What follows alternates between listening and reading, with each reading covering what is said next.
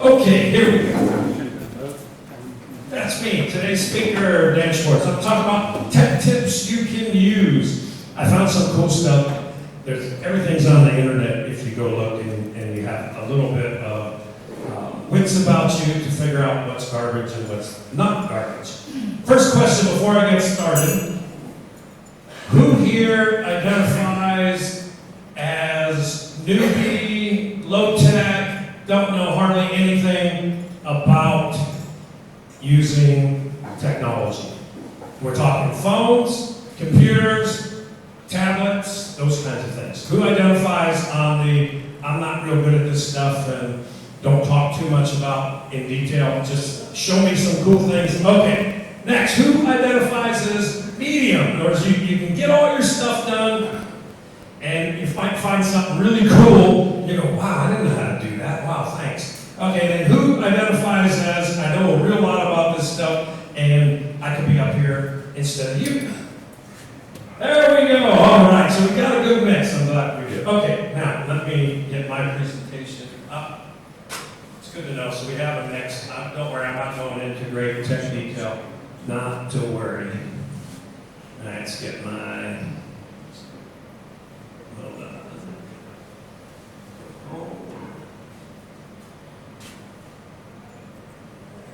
on. Dan, you want you to be in the screen or both you and the screen? Try and get both. Okay. I have it set for both so you can see it. Should be okay. Okay, what I'm going to talk about first, I found a really cool article on top Gmail tips and tricks that you can use. I know most of them, but I don't use all of them that I found. For instance, how many people know that you can create unlimited Gmail addresses for yourself that all go to the same place? How many people know you can do that? See, I learned it a while ago. The reason why I learned it, we were doing some crypto stuff, and I had to set up all these accounts for people, and you needed a different email address. And instead of getting all their email addresses to do it, it was Daniel B. Schwartz +1 at gmail.com goes to the same place as Daniel B. Schwartz at gmail.com. After the plus, Gmail ignores it. So for instance, if you have all these newsletters and you want all your newsletters to wind up in some folder somewhere, you can just do Daniel B. Schwartz plus financial newsletter plus news plus motivation plus whatever word you want. They all still go to the exact same inbox, but they're identified separately. So actually you could have a little folder set up in Gmail to do that. So there's all kinds of tips and tricks to make your life easy using Gmail. I never forget, the first time I was introduced to Gmail was a guy named David Quine, Yes Technologies up in Bangkok. And he was a big tech, this is a long time ago. And I'm like, he's saying that, use Gmail, for your email. I'm going like, but this is a tech guy. He's saying using Gmail. So I said, okay, I'll try it. Now, of course, everybody who has company, not everybody, but a substantial proportion of the world who has business email addresses, they all run them on Google Workspace, Google Mail. Like my 3T Networks email, I access through Gmail. Of course, I can access it in Outlook. I can access it many other ways, but I use Gmail. It's another one of my accounts. So Gmail's huge. Here's the next question. What's the second largest search engine in the world? Number 2. Everybody knows what number 1 is, right? Google's number 1. What's number 2? Wrong. YouTube. YouTube's number 2. YouTube. Here's an interesting one. That's not in the presentation, but I'll never forget this. A number of years ago, friends of mine were going to visit their condo. This is when I was up in Bangkok. We're going to visit their condo. And they said when I was coming over, they said, hey Dan, we're going on this cruise. They had a jewelry company, and the deal with the cruise line was they give like a 1-hour seminar once or twice a day. They get a free cruise, and then their stuff is in the cruise gift shop, and they get to promote their stuff. So he goes to me, how do I embed a video inside my PowerPoint? He goes, how do I do that? I said, I already knew how to do that. I said, Jeffrey, when I get there, we'll do it. So while we're waiting for dinner to finish, we go into their office. I said, Jeffrey, anytime you get into any problem like this, watch. He goes, okay, I'm watching. So I had PowerPoint open. I said, watch. We go to YouTube, type in how to embed a video in a PowerPoint. Up comes this guy, I think the first one was like a minute and a half, 2 minutes long. It says, do this, do this, do this, and voila, video embedded. You name it, it's there. So that's another one to remember. So the things I'm going to talk about is one, some top Gmail tips and tricks, and then get into, so you want to buy a new phone, laptop, or tablet. I'm going to talk a little bit about how I would go about it, what I recommend everybody does, and what people ask me. And actually it applies to everybody. Most people know I'm somewhat involved in the crypto space. And people ask me questions about, like, where should I store my crypto? It's the exact same thought process. You know, what are you trying to do? Because there's a trade-off always in all this stuff between convenience and size and weight and how good are your eyes, or what do you want to do with it, music versus video versus I want to have 57 applications open at the same time, or any of those kind of things. So I'm going to talk about that. So as I said, Gmail tips and tricks, and then how to figure out how to buy smartphones, or maybe a dumb phone is good enough. I don't think there's a dumb phone left anymore. Even the lowest of low has screens and all that. Called burner phones. What? They're called burner phones. Yeah, burner phones, correct. You can still actually buy those little dumb phones for like 690 baht or 590 baht if you only want to make phone calls. Because I remember there was guys that I knew said, I just want to use a phone to make a damn phone call. I don't want to do any of this stuff. I had another friend years ago, and you know, I kind of get new gadgets. I get a little bit less new gadgets because my wife kind of limits my ability to do that. At least in her mind, what do you need this new thing for, blah, blah, blah, blah. But that was when PDAs were all the rage, you know, personal digital assistants. Says, oh, I just need something to have my phone numbers in it and have this. And I said, no, Lou, once you get one of those things, you might as well put it to use. So he got one that was a little underpowered, didn't have enough space, and it didn't meet his requirements. So he wound up wanting to do more. So requirements are key. And then I went through like the top 10, top 15 lists for smartphones, laptops, and tablets. And I have the links, so I'll get anybody the links to the articles that this came from. And actually a hot tab into it, so I didn't put it in the presentation. So, first question. I tried to find some funny graphics. Is this you? Business guy? You know, sales executive? World traveler? Surfing digital nomad? Kids? Kids are amazing with tech. My 6-year-old, you know, you should see him on the thing. Used to be, Daddy, go look this up in Google. Now it's only, he said, now the next thing now it is, Daddy, usually go look this up and goes, Daddy, I need your phone. What do you mean you need my phone? So he could go look it up in Google without getting out of the game. Kids are amazing. Or you're a little bit older. Or this is you. It doesn't matter. Doesn't matter at all. It doesn't matter at all. But the idea is figure out where you are in this spectrum, because your needs are different.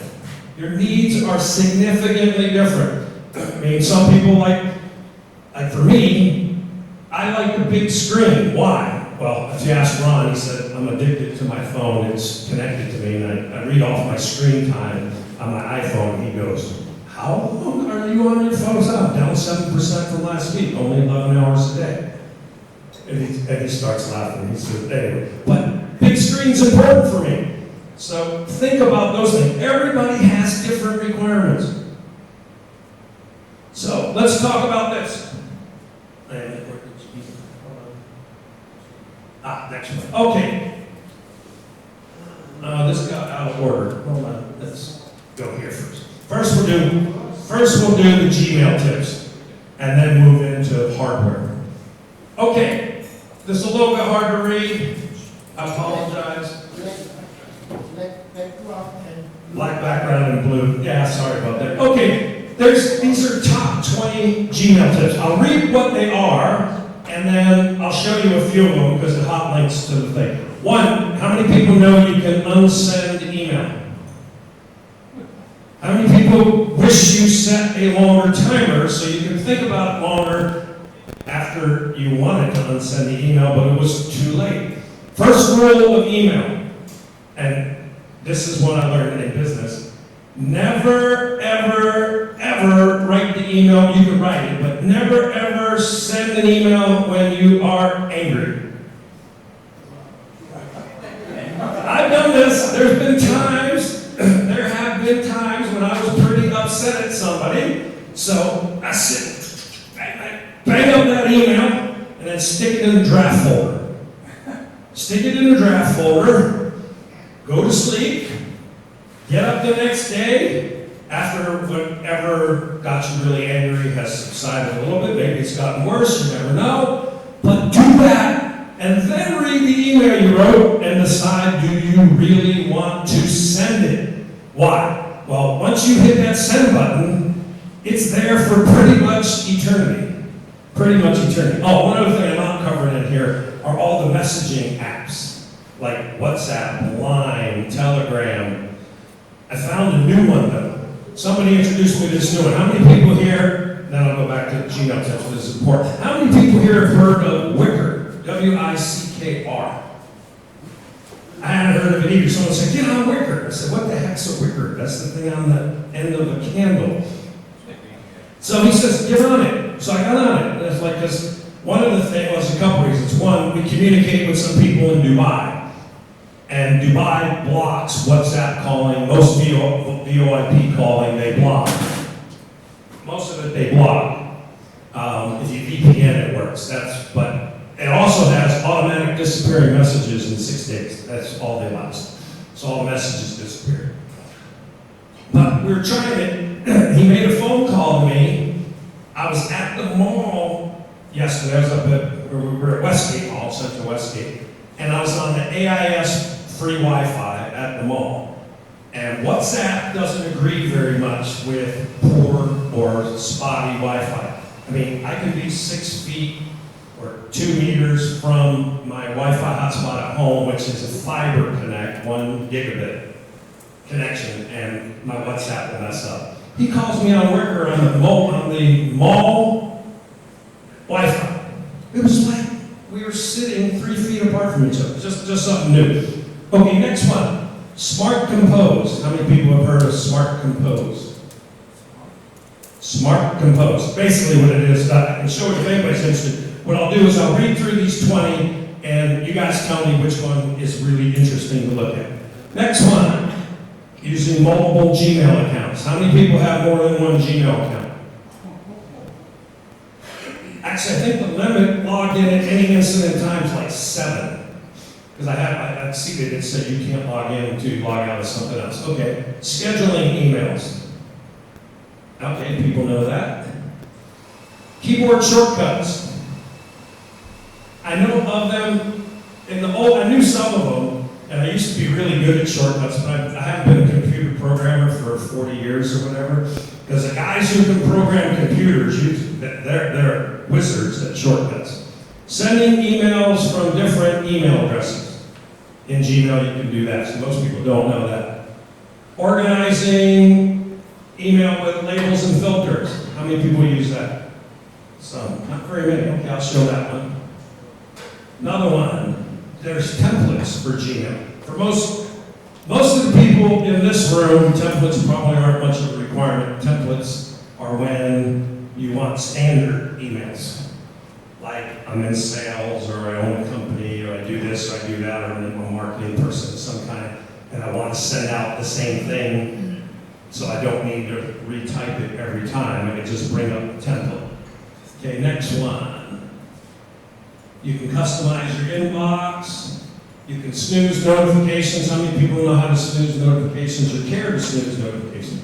I actually turn off on my computer, I turn off the Gmail notifications, because with multiple accounts, with multiple accounts, getting, hundreds of emails a day, some of which are useful and important, and a lot of them are things to read, not that important.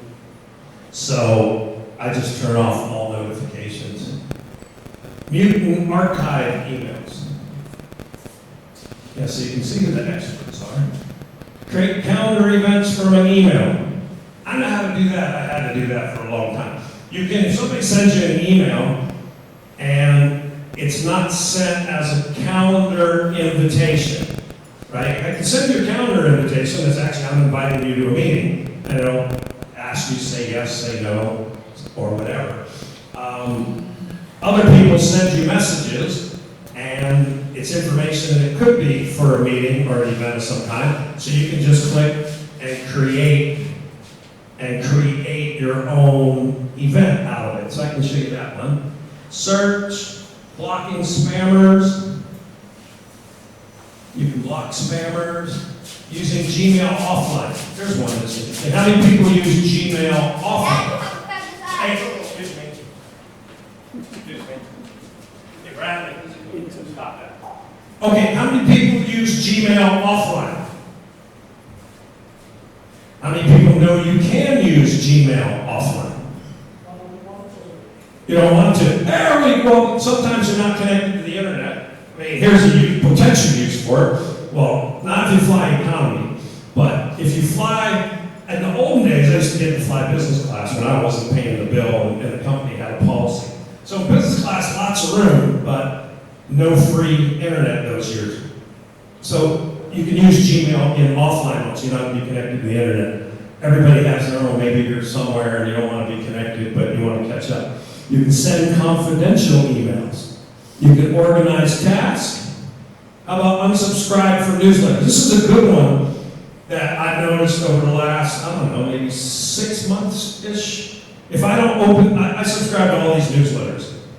If something cool pops up, you have to go, in order to download something for free, you got to give up your email address. That's basically the email marketing 101. Marketing 101. I send you to my website, and I want to give you something for free. So I decide I want to read this tax thing or this offshore thing or tech thing. But please give us your email address so that subscribes you to the mailing list. I don't always read all the emails. So Google, at least in mine, pops up every once in a while and says, you haven't opened an email from this place in the last month. Would you like us to unsubscribe you? Which is good. There used to be tools. I used to have tools that did that. That would go and do the unsubscribe, where you just have to go in the message and go to the bottom and click the unsubscribe. You don't like that option, Ian? You don't like Google unsubscribing? Really? Interesting. You open all your email. Yeah, interesting. You open all your email. Here's another one that's probably a good idea to check out. In the security settings, check which applications have access to your Gmail/Google account. Nowadays, when you go to websites and things like that, they ask you, how would you like to sign up, or how would you like to connect? You can connect via your email address, right? Put in your email address, and then eventually they'll ask you, please set a password. You can connect your Apple account, if you have an Apple account, connect one of your Google accounts, you can connect via Facebook. So a lot of times you do these things, then you forget all the things that are connected to your account. So you can always look at that. I might show that one, it's interesting. Same thing with Facebook. What apps are connected to Facebook so that I know what is connected and using my Facebook account. Because sometimes weird things can happen. Steve can attest to that, right? Weird things happen with computers.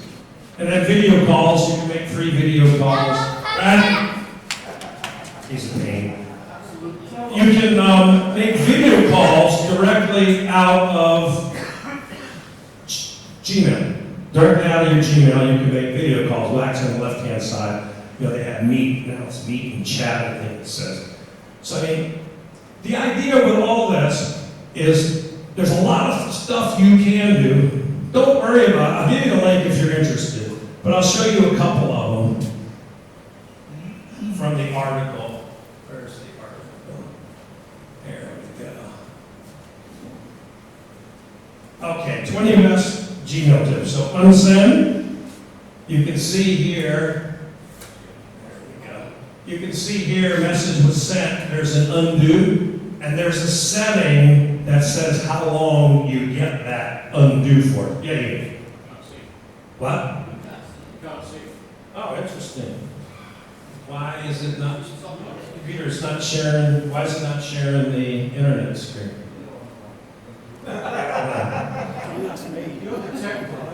Interesting. I should have tested. I don't know. Oh, okay. Well, that kind of messes this up. That's all right. Thought we were okay.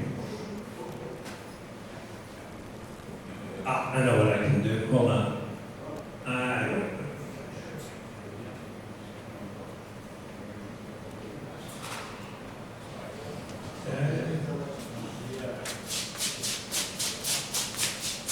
There we go. We'll do it this way, and I'll bring the presentation back. So, unsending emails, you see message sent, undo, or view message, so you have that capability. And you can set this a certain amount of seconds. It's up to you, because some people, longer means you have to wait longer before this clears, and shorter means you gotta think quick if you mess it up. Tell you a funny story about sending emails. My wife and I used to work for the same software company years ago. And she would ask me, because she used to schedule appointments for the CEO with clients. So she would ask me sometimes to take a look or edit her email. So I go in and start looking at it, and I just was quickly looking and just, without thinking, type regards, best regards, Dan, sent. It was her email. So she didn't have the unsend feature set. Okay, let's see what else we got. Yeah, so you can adjust the cancellation time all the way up to 30 seconds. Smart Compose. What that lets you do is keep you from having to type things. Grabs words. Now this can also be a pain. I have my computer, I'm not sure that I personally like this. I have my computer set a certain way, and it pops up all these potential words and corrections and things like that. So I don't personally like it too much.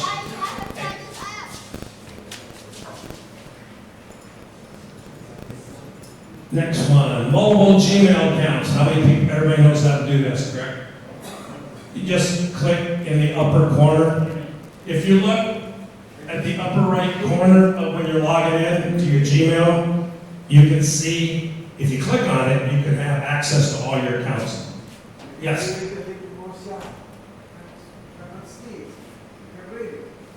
I'll send everybody, you'll all have a link, don't worry. The lighting's not the best for this.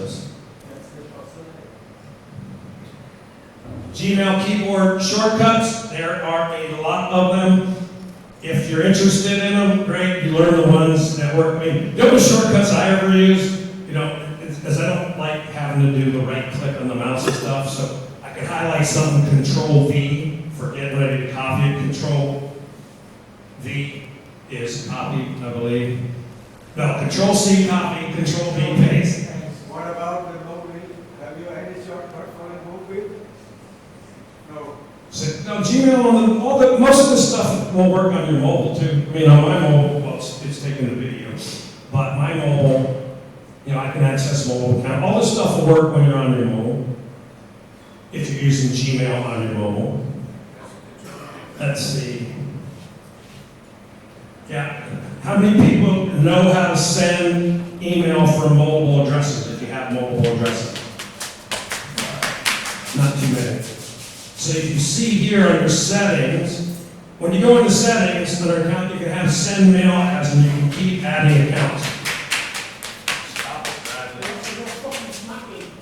I can't stand it, that's not. Add another email address you own. Labels using filters. What I'll do, because it's hard to read, I will post the link in the open forum group to all the articles, and I'll also send it out in the next newsletter. Anybody wants to link to that, I can also upload the presentation. So that's enough on Gmail. Okay, get back here.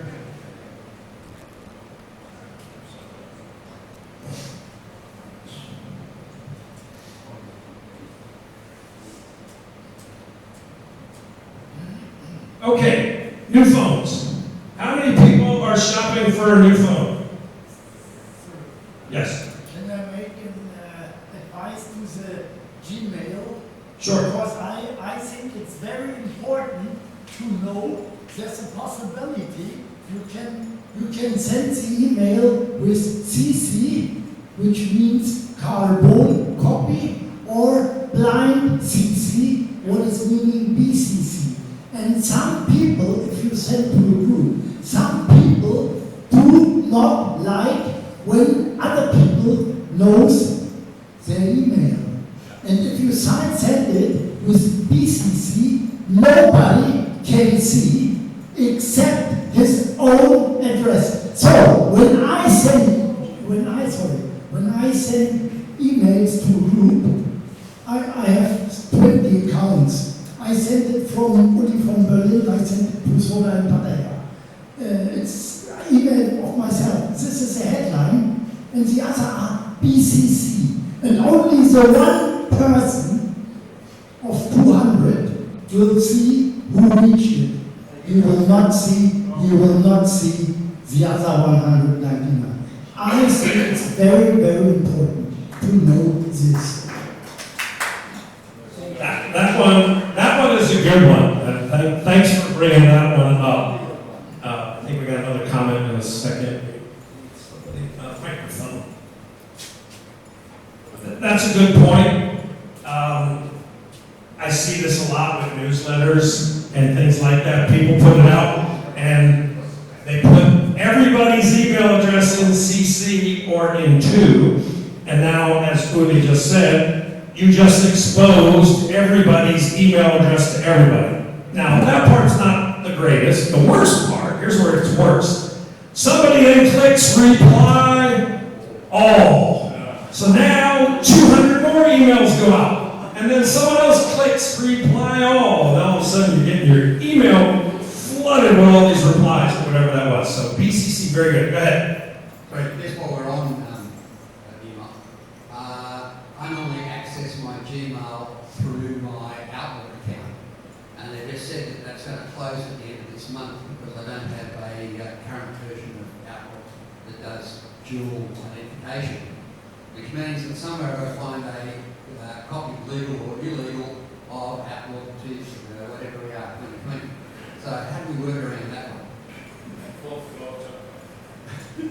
Fourth floor took yeah. Actually, in my case, I worked around that one. I paid $9.95 a month, $289 about a month for 5 legal copies of Microsoft Office. Yeah, I don't particularly want to upgrade everything else. It's all I'm just saying my solution is Office 365 subscription, and I have then a legit copy of, actually, I can run it on 5 different machines. I can gift it to my kid, but I get 5 copies. The alternative is go get a cracked copy somewhere, and it'll work for a while. That's all you can do. Okay, moving off of Gmail. How to buy phones. How many people here are in the market to buy a new mobile phone? One. Okay, I'll go quick on this part. But this is the thinking part and the rules. Let's look at this. Number one rule when buying a new phone. It kind of applies to most tech too. Why are you buying this? Why am I buying it? What's the reason?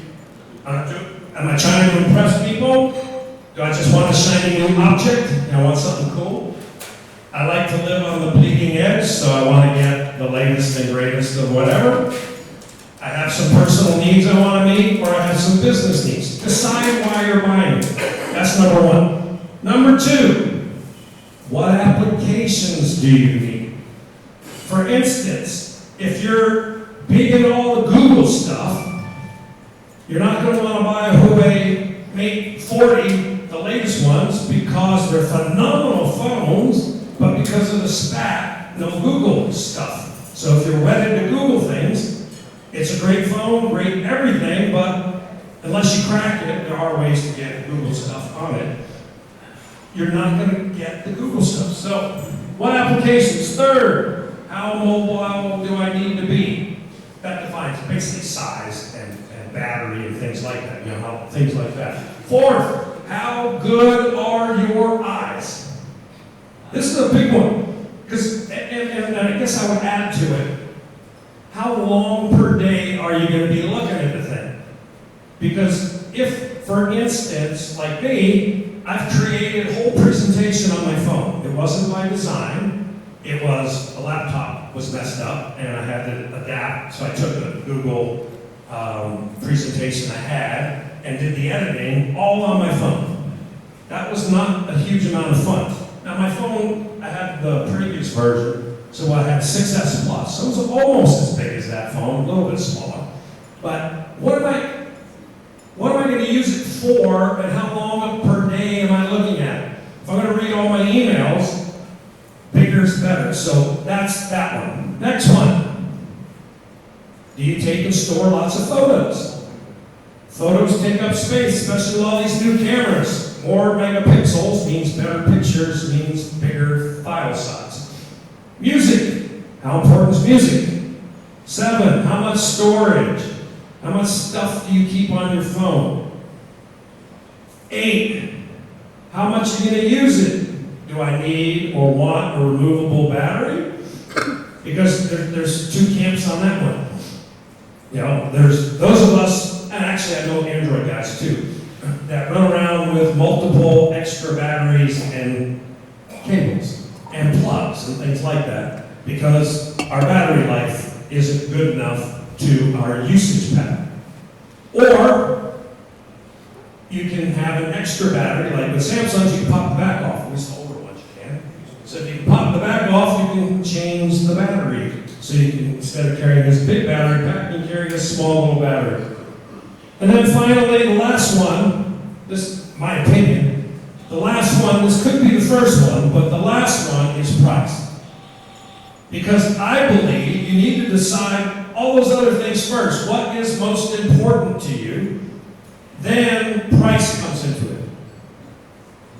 Now, unless you are really stuck financially, that just says, hey, I will not, for whatever reason, whether I can't afford it or I will not spend it, because there's a difference. You can afford a lot of things, but you can choose not to spend. I will not spend more than 10,000 baht for a phone. So you can start at 10,000 baht phones and then work your way through these things. What is the most important of all these requirements after it's got to be 10,000 baht or less? And then you make your compromises to fit your budget. Okay. This is just an interesting graphic I found. The difference in the first iPhone back, a little bit over 10 years ago, I think it's more than 10 years, like 12 years ago, to the current ones and how big and how they've changed over the years. It's just to have the graphics. Quite interesting, you know, how Jobs and crew, you know, changed the mobile phone industry. One thing, whether you like Apple or you don't like Apple, they make 80+% of all the profits in the mobile phone business. They don't have 80% market share in units. Android, you know, is probably closer to that. But they make 80% of the money. So that's where they made their decision. So so I went and looked at a couple of the top sites for phones. And, yeah, this screen's a little off. What they believe the top phones are 2022. Some of these articles were all updated in the last 2 weeks. So this isn't old. So number one, according to CNET, is the Apple iPhone 13 Pro. Pro Max. Number 2, surprise, surprise, Samsung Galaxy S22 Ultra. Wow, this screen's horrible. Hold on.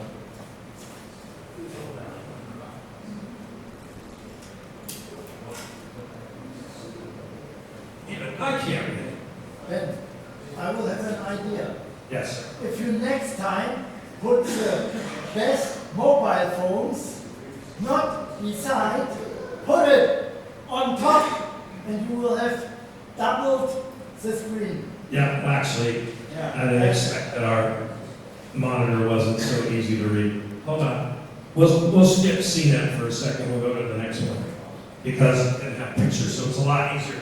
Tom's Guide, that's another good one that I found for evaluating tech. There's another one out there I didn't use this time, GSM Arena. That's a good one. But Tom's Guide, and this isn't too far off. Now, this is what they say is best, and you'll notice there's all the really expensive phones are on here. iPhone, they rated the iPhone 13 Pro Max as the best phone right now, overall. Now, that's a pretty expensive phone. I mean, the cheapest you can get it on sales, like in the 30s, 30,000-ish watt range. I mean, my 11 Pro Max was on sale. I think when I got it, it was like 31,000 a couple years ago. My wife's 13 Pro Max was, with a discount from AIS, was like 33. It's actually a pretty good deal for what it is. Rabbit. Stop. Then they picked S22 Ultra, then the iPhone 13, number 3, and they're running, I mean, if you're interested in these things, look for the deals from places like AIS and DTech and True. If you have service going with it, you're looking at significant opportunity to save money. Google Pixel 6. How many people have Google phones here? How many people? Okay, not too many. When I get to some final tips, it'll probably be obvious why not that many people have Google phones. But if you notice, the Pixel 6 and the Pixel 5a were numbers 4 and 5. Big now. Now, one good thing about Google phones is they run native Android. So when Google updates their Android operating system, you get it first. Whereas if you have a Samsung, for instance, or any of the other ones, you have to wait till they choose to do the upgrade because they have their version. Then iPhone 13 Pro, the Pixel 6 Pro, Galaxy S22 Plus, number 9, the iPhone SE 2022. I started a really good article on that one. That's the smallest and cheapest iPhone. And a different article said that's the best value for money in the marketplace right now. And then number 10 is the Galaxy S22. The only thing I'll say about the best as this is the total list of what they rated the best. They have best under $300. So my recommendation to people is go figure out your budget, or if budget isn't that important, then go look for the top ones and then decide if you can stomach the price. Or you just say, 10,000 baht for a phone, that's my limit. Because there's lots of great phones out there. So, final tips on buying smartphones. Decide if you're a leader or a follower. Are you buying it to look good, or are you buying it to meet specific requirements? What is most important to you? Be it screen size, storage, how good's the camera? Save, this is what's a good one, I used to do this. Buy the top rated last year model. I bought a Note 2, Samsung Note 2, like the week the Note 3 came out. So the Note 3 was available in Thailand, and I was at Mabun Krong in Bangkok on the 4th floor somewhere, and picked up a Note 2 for 10,000 baht cheaper than the Note 3. It wasn't that much of a difference. This is another one that's important. Do not underestimate the importance of the screen size, especially with people who are older, glasses, maybe you need glasses, not wearing glasses. Screen size is important. At least for me, for sure. If you only use your phone to make a few phone calls, screen size doesn't mean much of anything. But if you're gonna make phone calls, send emails, shoot video, all those kind of things, bigger screen is definitely better to a point. Depends how big your hands are, and do you want to put it in your pocket, and how well does it fit? And then another one that's important, most people might not notice, you go into, like 7-Eleven has a little True setup, True Shop inside, and they'll have some big screen phones for very cheap. But the thing you gotta be careful of is how much memory, how much RAM is in that phone, because several years ago, those cheap phones had 1 gig of RAM, maximum 2. And the top ones at that time had 4 or 6 gig of RAM. Well, 6 is way better than 2 when it comes to opening multiple applications. So you gotta be careful. They have to give up something to make the phone cheap, other than giving it away, at a loss because they're a phone provider. So just pay attention to that. It's not as big a deal as it used to be, because I did a quick look on one of the Thai websites, and phones aren't too expensive. Some of the 3,000 baht phones, they had 4 gigs of memory of RAM, which is more than enough if run things. I mean, the old iPhones, had 1 gig, but because Apple controls everything, it runs real tight, so it can live with that. So it's just something to remember. Cheap, you're giving up something. But again, decide why you need the phone. Once you figure that out, then the rest kind of falls in place. Laptops and tablets. So here's my rules for buying computers. This is from my experience. My rules for buying computers. Why are you buying one? What do you use it for? What are your applications? Where? Do you travel a lot? Do you travel a little? Personal or business? Maybe a tablet is good enough for you. Comes down to what do you use it for? That'll determine. For instance, if you're the kind of person that has 37 applications open at the same time, your needs in a computer are way different than someone that just turn on my computer in the morning, be it a laptop or a desktop, and all I do is check my email, watch YouTube, and go on Facebook if it's not on my phone. If that's your use, the computer you need versus the guy who's opening 37 applications, or the guy who is doing video editing or creating art, digital art on his computer, your needs are completely different. Yeah, you, go ahead. Yeah, you compare a computer with a tablet.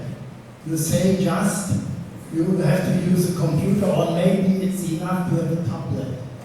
But there's a big difference, because a computer is working with Windows and the tablet. Most tablets I know are working with Android. And this is what you have to know. There's a big difference. Thank you. Thanks, Julie. That's correct. Tablets, most of the tablets out there are Android-based. And you have iOS-based, which is Apple. And then you have the Microsoft Surface ones, which run on Windows. So the bulk of all of the tablets out there, in terms of numbers, Android, obviously. But the point I was making, what applications do you use? That's the important question. If all you do is Gmail and YouTube and Facebook, if that's all you're doing, do you need a laptop? If you already have a tablet, because a lot of people want to have a tablet because they can run around, do videos and things like that, as an example. So just decide what your use case is. Next one, screen size is important. Depending on what you're using it for. But I think screen size is important, and there's a trade-off there. Weight's important. Why? Well, if I'm going to travel, I used to travel on airplanes a real lot up until COVID. And you would think the difference of a pound or a little less than a pound isn't a big deal. But it's huge. I mean, when I had a MacBook Air, which was really light, when previous to that I had a bigger computer, you just think, you don't think much, right? It's not that much, it's a pound. But running through through airports with all your ancillaries, it makes a difference. Speed, how much speed do you need? Again, how many apps you can have open at the same time. Storage. You can never have enough storage because the amount of stuff you keep will keep growing to fit however much storage you have. So my recommendation would be buy the biggest hard disk or biggest SSD disk that you can afford. Now budget, there's great machines, I'm talking brand new machines here. Great machines out there for less than 17,000 baht, 500 US. For 500 US, you can get an excellent computer for most anything you might want to do. If you want high performance or higher performance, 36,000 baht, 1,100 US, 1,200 US. And spare no expense, 80,000, 100,000 baht, you can get some streaming performance in computers and laptops. And you can find, I bought the laptop I'm currently using, I got it for like 12,000 baht. It's an HP, and they threw in a free SSD drive, so that 128 gig SSD, solid state memory, and a 1 terabyte regular. It runs fine, decent screen, really light. It was like 12,000 baht on sale. So you don't have to spend big money on machines. So, in the features that matter, system memory, I would go with less than 8 gigs of memory personally.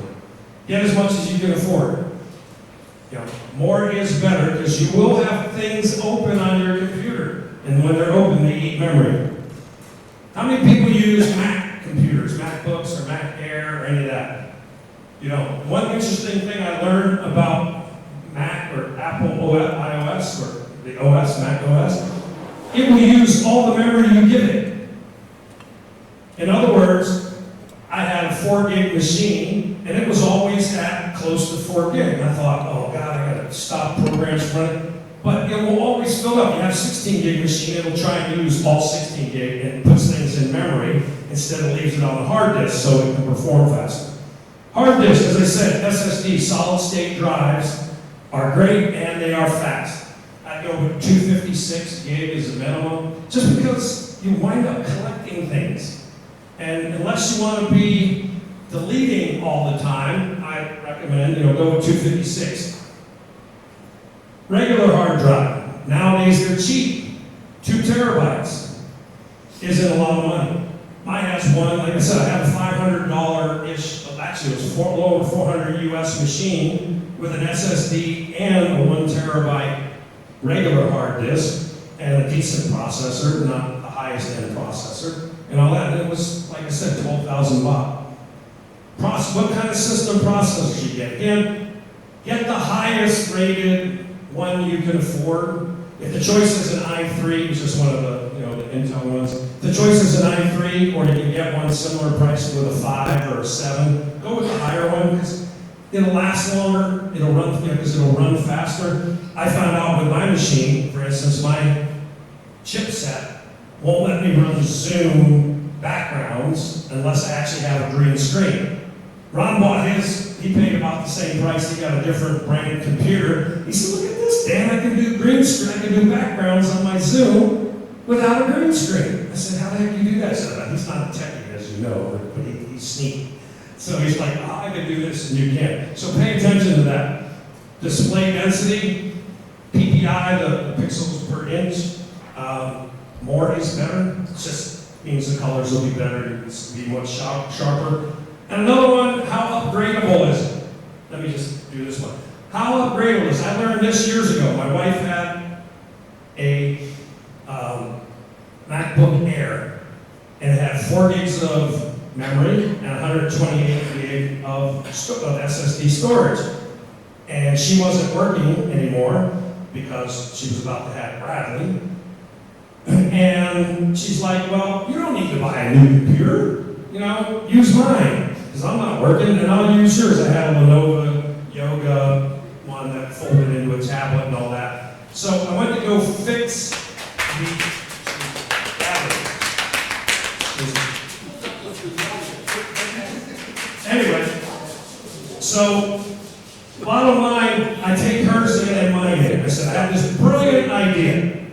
that I was going to fix the trackpad on my computer that I was giving her, and I was going to upgrade the memory and the drive on the Apple, because that would be my primary business machine. So I go looking first for a drive that I could have installed in my Apple. No third-party drives. They stopped like two years prior that you could actually have a third-party hard drive. Then I took it to the Apple shop. So I went to the Apple plant. I go, I'll check with Apple. No, that model hardwired 4 gigs of memory and cannot upgrade the SSD. So it was totally unupgradable. Now the Lenovo, I took it to the repair place, and they go, we can't repair the trackpad. I go, what do you mean you can't repair the trackpad?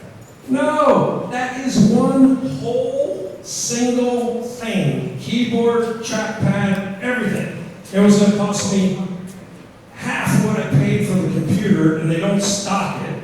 And it was going to take like 60 days to get it in. So that's my painful lesson of upgrading or non-upgradable computers. So again, the reason to pay attention to some of this stuff, when you go buy your next machine, you don't want to have it for a year and then be mad it's slow and I can't upgrade and I just wasted all this money. So that's why to pay attention. On screen size, trade-offs on screen size. Big screens, great for your eyes, heavy to carry around, and shorter battery life. But good if you work on your computer and you're going to treat it more like a desktop. Medium-sized screen, 13, 14 inches. Personally, that's what I feel is a decent balance between size, good on my eyes, and weight and battery life. 13 or 14 inches, 15 inch maybe, but for me personally, even not flying, I'm driving around, going to have meetings, going places. Man, by the end of the day, lugging around a computer, the bigger ones, way more than a hard. Next one, if you have heavy use, Ron's big in this. He said, why don't you have 2 big screen LCDs and just plug your computer into those? I've never done it that way, but if you have requirements, you want to watch movies and stuff like that, and a 13-inch screen to have good weight and good battery life isn't good enough for you to watch your movies or do what you want to do on the computer, get yourself an LCD panel. They're 3,000-4,000 watt up to, you can spend as much as you want. But you can get cheap ones that are fine for 3,000, 4,000, 5,000 watt, maybe even less, and have a big screen connected to your computer, so when you're home at your desk or table, wherever your computer is, you can look at a big screen. Use it as your TV. If you're watching things online, if you haven't got the Android box and the big screen TV like Ian has. Yes, Ian? Cheap to buy a TV. Cheaper to buy a TV? Yeah, you get a 32-inch TV for under 5,000 bucks. 33-inch TV for under 5,000 bucks. Yeah, that's a good idea. You have about the packets, the size of the packets. So about 1 gigabyte, right? So you talk about 1 gigabyte. 1 terabyte, yeah. Terabyte hard disk before. You don't talk about the sky. If you have 1 gigabyte, you can lose so many pictures and all what you have. If you not buy 1 gigabyte and 500 hard one, then you buy space in the sky. You never lose anything. Can we talk about that?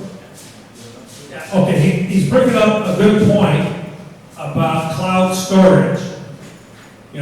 Why buy a big one versus not and putting things in the cloud? Some of it's personal preference. Some people don't want all their stuff in Google or Apple. I think I've gotten over it a long time ago. Everybody worries about that kind of stuff. Google, it's kind of eerie to be on things on Facebook or click on something and searching something, and you go to your Gmail and an ad shows up related to what I was looking at on Facebook. But yeah, you can get away with, say, 512 gig drive instead of a terabyte. But the reason I brought it up is the price is cheap. And you can use cloud storage, and you just pay for it. So in the end, it's a personal preference. I mean, all my photos that I take, they're in iCloud, so all the photos and videos, because I have an Apple phone, are in iCloud. I also have Google Photos connected, so they're also in Google. And I also have OneDrive connected, so they're also there. So I have 3 copies of every picture. So if that's just how it is. In case something happens, I still have them. But the other interesting one is because we share the same Apple ID across all our devices. So my wife's, mine, the iPad are all using the same Apple ID. So if I take a picture, she can see it, and she takes a picture, I can see it. Well, also, if she deletes a picture, or I delete a picture, or Bradley deletes a picture, it's all deleted in Apple, unless we undelete it.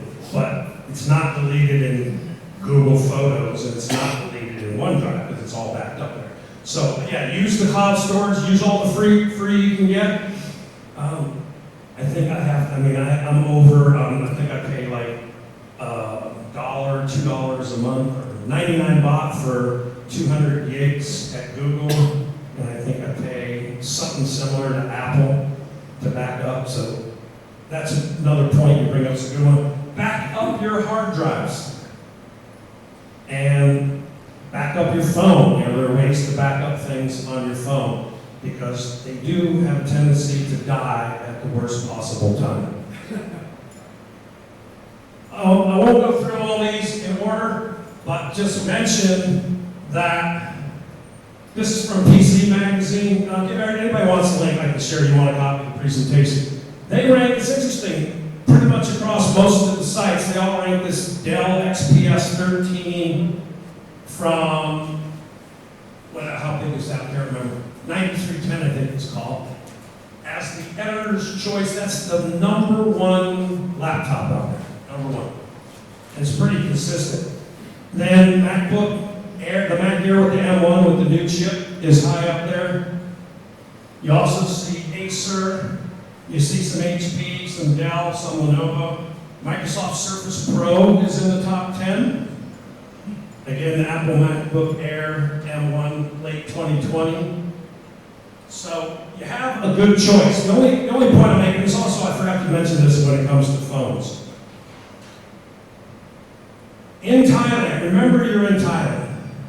So go with ones that are popular here because you'll get the best support. And I think I have it covered at the very end, and the best resale level.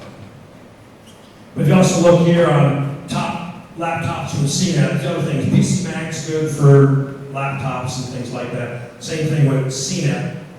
They like that MacBook Air M1. So Apple makes good machines. They're expensive relative to other ones, but they're being price competitive. Verge is another one. So they rank the MacBook Air with the new M1 chip because Apple designed their own chip to get away from Intel. Interesting, their top 3 are all Apple products. And then at the top end, HP, and a couple of Asus's. You see Chromebooks. There's some Chromebooks in the list. We didn't talk much about it, but most PCs, laptops are Windows-based. And you have the Macs, which is Mac OS. Then you have Chrome OS, which is Google Chrome. Again, it comes down to what do you use your computer for? For kids who just are doing stuff, checking email, going on YouTube, connecting to Zoom, those kind of things, and not heavy use, Chromebooks fine. And they attack the education market. So they make very low-cost machines. For a couple $100 you can get a computer. Tablets. Okay, so we need to talk a little bit about tablets because pretty much most people have those. How many people in the room own some tablet of some sort? How many have more than one? Okay. I only have one in our house at the moment.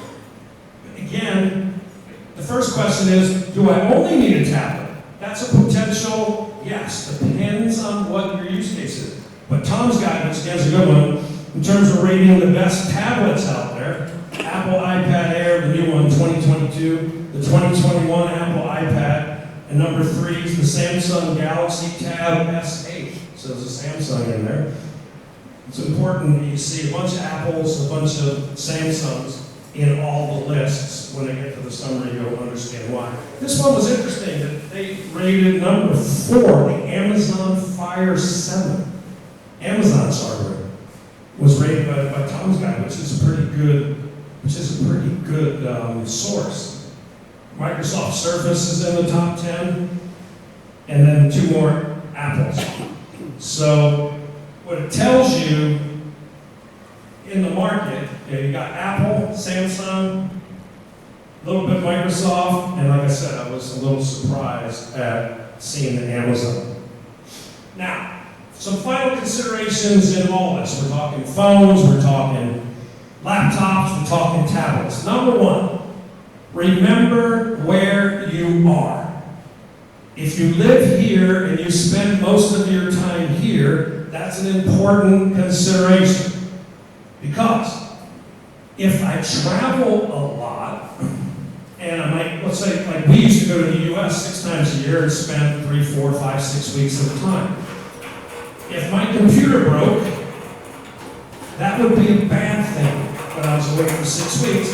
I would need an international warranty, because ideally I would like to get it fixed under warranty coverage and a good program that they give you a loaner while they're fixing my machine. If I'm never leaving Thailand, or very, very, very rarely leave, then international warranty is not important. Since we're here, buy things that are at the top of the sales list here. Why? There are people who know how to fix them here. There are factory authorized service centers with parts and all those kind of things here. Next one. This might apply, might not apply. Think of the resale value, especially mobile phones. Off-brands are not that popular here, and that means come time when you want to upgrade, you're not going to get very much for selling the phone you already have. That's a fact. Apple and Samsung, well, we're talking phones or tablets, they have reasonably high resale value. So let's say, like I have an 11 Pro, all goes well, maybe later this year I can talk my wife into letting me upgrade to a 14. Because it's 3 years. She said, no, you should keep the phone 6 years, 3 years, but I'll get probably half of what I paid for that phone in trading.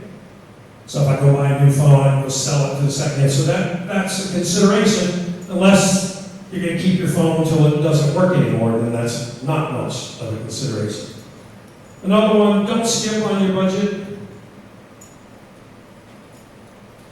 Don't try and save 1,000 baht. I can understand I have an aversion to spending 100,000 baht on a computer, or 50,000 baht, or 60,000 baht on a phone, because that Samsung Fold, that really big one, well, it's normal size when it's folded in half, and it folds out to like a tablet. It's like 65,000 baht. You know, I don't know that I would be interested in spending that. It has nothing to do with can I afford to spend it? I don't want to spend that much on a phone. But if your choice is spending 6,000 or 8,000, and the 8,000 gets you a lot more stuff that's from the name brand versus the off brand, don't skip for 1,000 or 2,000 baht. Last one, people are tempted to go, look, where can I buy used phones? Where can I get a deal? Watch out for Facebook and Craigslist scams. Watch out for those. Used to be big on Craigslist, and now there's big ones on Facebook. I read about them all the time in all these groups. People are, saying I have iPhone XYZ, Samsung Ultra 22, or the latest laptops, and they're at crazy, ridiculous, cheap prices.